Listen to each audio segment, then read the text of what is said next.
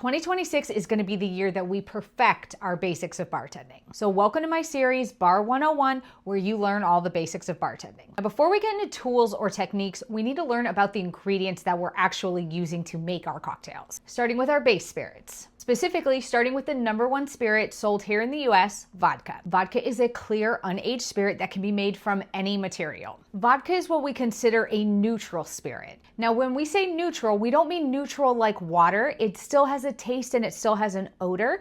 We mean it has a neutral alcohol flavor, meaning more that it takes on the flavor of anything you put it with. So it's really great for any cocktail that you don't want to disrupt the flavors that you're adding to that cocktail. Now, the #1 question that I get asked about vodka is all vodka gluten-free? Yes, all distilled spirits are actually gluten-free. Really, the only time you have to worry or someone with celiac disease has to worry is when there are flavors that are added in or additives after the fact that may contain gluten. But the gluten-free label on vodka bottles, mostly just a marketing tool. Everyone's vodka selection is going to be a little bit different. But here are some of the major brands that you should be aware of. New Amsterdam, Absolut, Sky, Stoli, Smirnoff, Svedka, Tito's, my personal favorite, Reka, Kettle, Haiku, Grey Goose, Belvedere, and of course, everyone's potato vodka, Chopin. Okay, on to gin.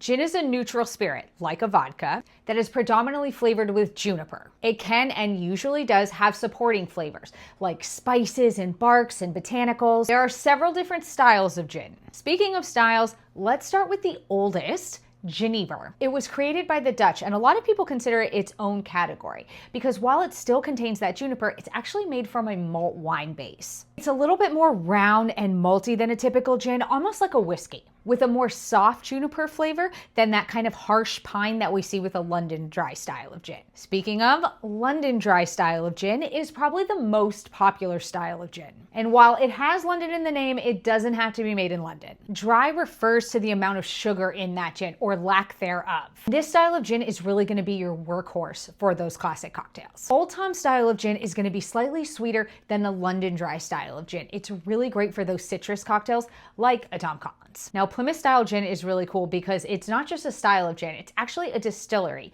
in Plymouth, England. And it's actually the only distillery that still makes this style of gin. Now, the Plymouth style of gin is a little more balanced than a London dry style of gin, still juniper forward, but a little bit more soft and almost a little earthy. And then we have contemporary style of gin, which can also be called New World gin or New Western gin. And it's pretty much any gin that doesn't fall into one of the previous categories. These tend to be a little bit less juniper forward and a little bit more on the like citrus, spices, and floral forward. Now, gin brands. Obviously, everyone's selection is going to be a little bit different, but here are some of the major players in each of the categories that you're probably going to want to know. For the London dry style of gin, we have Beefeater, Tanqueray, Bombay, and Ford's. Plymouth in the Plymouth category, and Hayman's for an Old Tom is my favorite. When it comes to contemporary gins, they can really range in flavors and intensities. We have more of our introductory gins like Hendrick's and Empress, and then we have the gins for the more experienced gin drinkers like Roku, Monkey 47, and The Botanist. It's important to know that no two gins taste the same. So make sure you're choosing one based on that cocktail,